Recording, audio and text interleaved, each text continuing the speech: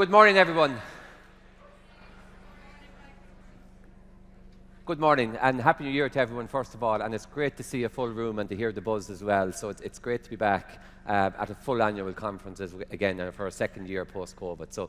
So a very warm welcome to everyone. Happy New Year to everyone.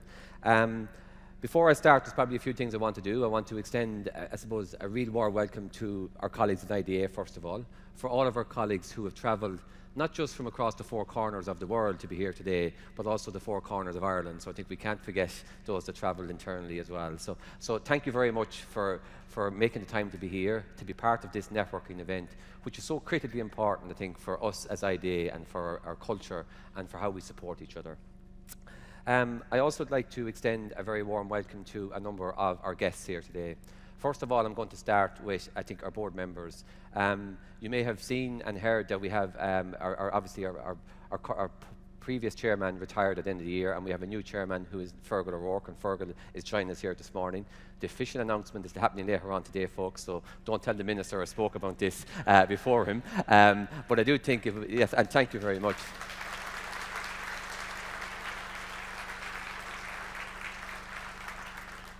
And also later on today, the Minister will also be announcing our Vice Chair, and our Vice Chair is our long-standing board member and really good colleague, Marion Corcoran. So well done, Marion, as well.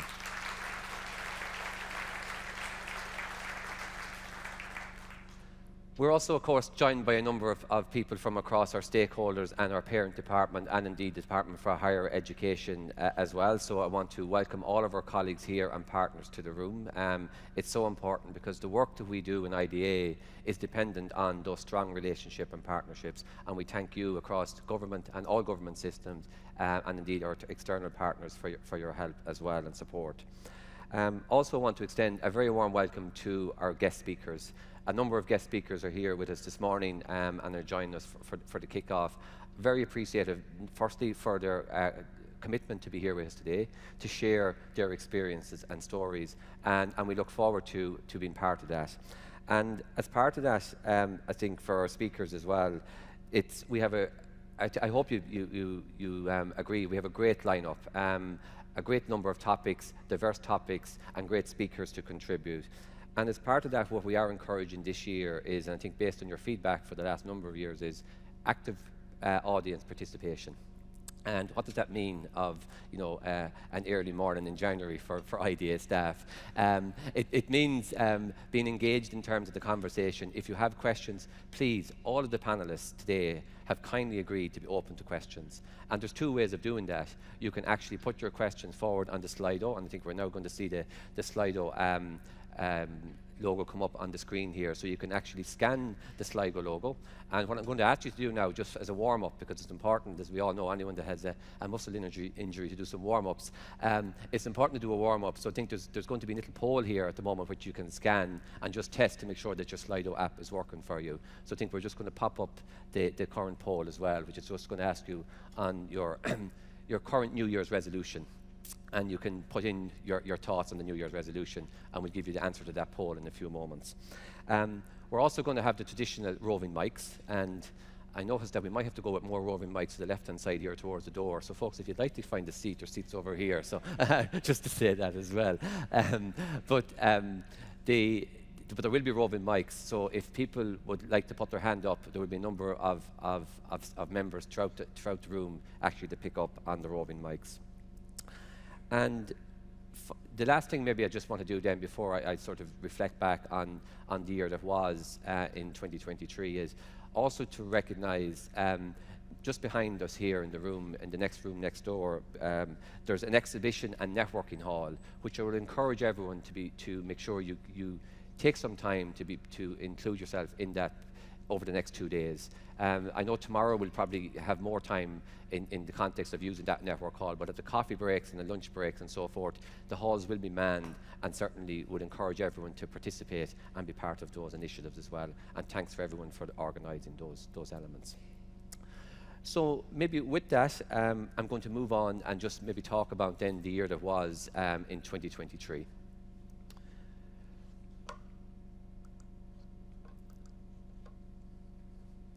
Sorry, we just seem to have a slight delay. Here we go. So I just want to take maybe the next 10 minutes or so just to reflect on your performance, the performance of IDA. And and you've probably heard me say this before, but it's important that I always, at every opportunity, repeat and I suppose underline the importance of these investments and the role that you play in winning these investments. These investments are won, as we know, against stiff global competition. They take many years in some instances. In fact, some could take well over a decade to bring to fruition. And that's what brings these numbers to the fore. So when the Minister and I got the opportunity to share these results just before Christmas, to be able to stand up, in the, I suppose, in the teeth of the challenges that we had over the last 18 months in particular, across the global economy, and to speak to winning 248 investments for FDI into Ireland, the highest number ever of FDI investments won into Ireland, I think that deserves, your appreciation and a round of applause for your delivery of that.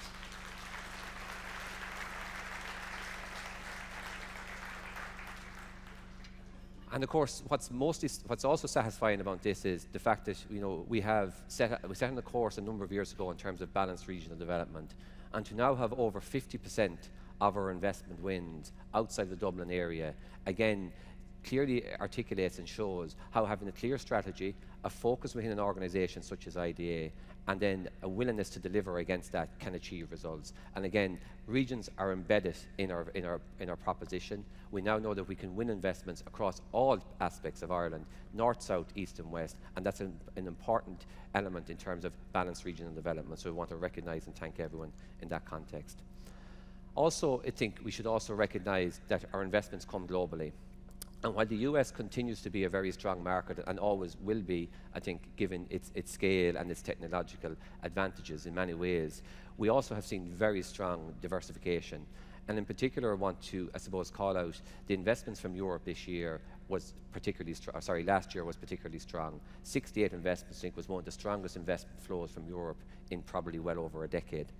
And again, our growth market strategy continued to be strong, and we know that we're going to embed that and support that growth market strategy in the years to come as well. So really strong growth and strong momentum across all of our geographical locations.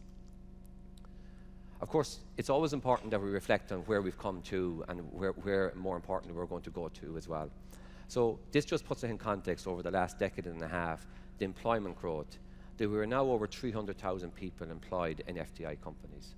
That milestone, as we know, was achieved this time last year, and again it was repeated over in our annual results from last year as well. So to achieve and maintain ourselves above the 300,000 level, again, is a great testament, speaks to the longevity and to the depth of the FDI investments that we're winning. But this room certainly knows and doesn't take for granted the level of effort that's required in order to sustain and continue to grow from that very high base. And as we move into our final year under our current strategy, obviously maintaining that growth trajectory is going to be critically important. And as we look to the future and our new strategy, we will set that out over the coming year as well. Just to maybe share with you what that looks down on a sector basis of the 300,000 people employed, split across the traditional areas of communications and manufacturing. In summary, you can basically, I suppose, look at this and say the technology reset is reflected in the information and communication reduction there of 2.9%.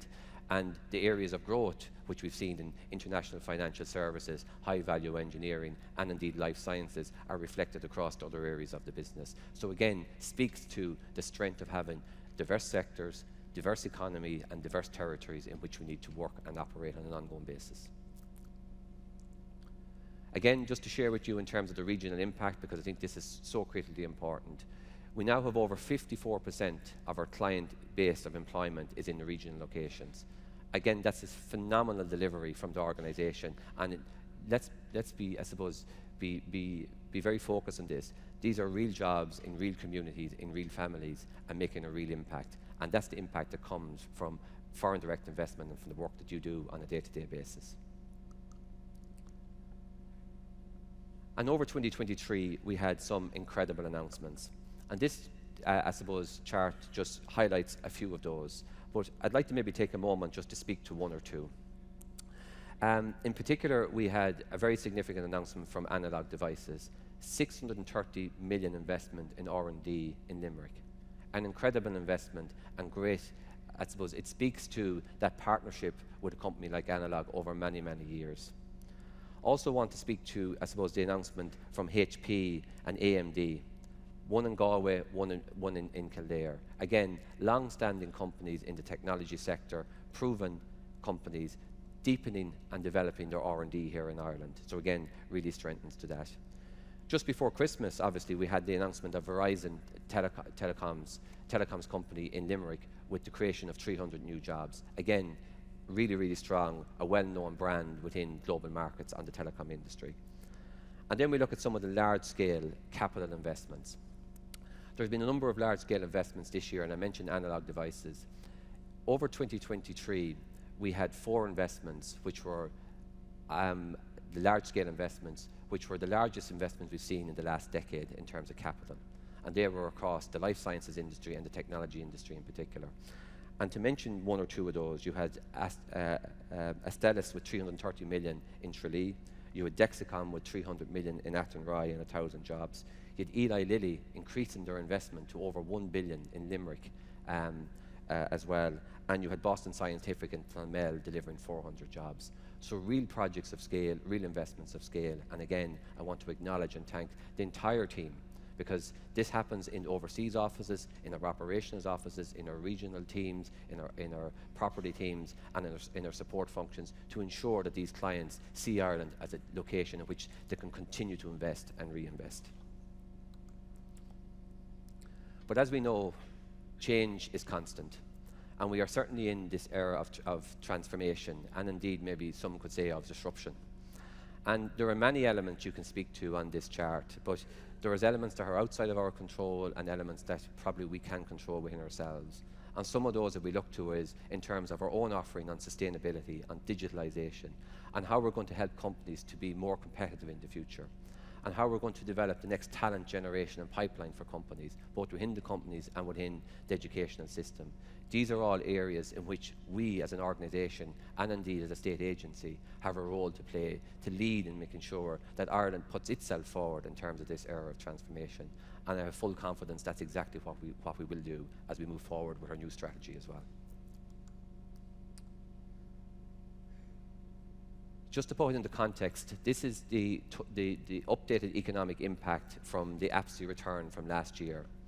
So this return is 1 year, I suppose, late. It's in terms of 2022 numbers. But what it does show is, it shows that increased capital investment, almost 50% increase up to 15 billion. Our payroll continues to increase. The increase and spend in materials and indeed in Irish services. So multinational companies not only are creating jobs here, but they're also creating long-standing supply chains here and deepening their engagement here. And that's something that we have to continue to be supportive of and engaged on, because this brings real impact, again, within not just the FDI base, but within the whole ecosystem and clusters that we wish to build and develop in Ireland. I think it's always important that we reflect on and recognise the role of our clients. From an IDA perspective, and I know I'm saying this, but it's always worth repeating, our clients are at the centre of everything that we do. Our clients are the ones who deliver the jobs. Our clients are the ones that deliver the investments. Our clients are the ones that actually set the new trajectory, whether that's technological trajectory or indeed in terms of products and services. And what we have to do, and we have been successful in doing, is ensuring that they see Ireland and IDA as a chosen partner in order to deliver that. So again, I want to recognise and always recognise the importance of keeping our clients at the very core and very centre of everything that we do. And I know that's an ethos that's embedded in every IDA executive. And finally, it's probably just, I'm not going to reflect on this, it's just good to have, to bring this together and just talk about the impact of the work that you do on a day-to-day basis. It's probably best reflected here in this slide. It talks about job creation, but it goes beyond that. If we think about what I spoke about there, the impact that it has in families, in communities, in local areas. It talks about the economy spend, which is critically important, because that's what's the lifeblood for our indigenous companies and for our supply chain. It talks about the investment in research and innovation, again, which builds the capability and competence that we want to build from an Irish perspective. And it also speaks to, I suppose, the investment that's been made in talent, innovation, And that's critically important because the future is going to be based on next generational talent and what that looks like. And again, our client base and the work that you do with our client base is going to be so critical in ensuring Ireland remains at the forefront of those elements. So with that, I just want to say thank you. Thank you for all of your work over the last year. Thank you for those stellar results that I had the privilege to announce at the end of the year. And I look forward to working with you in 2024 to continue to deliver for IDA.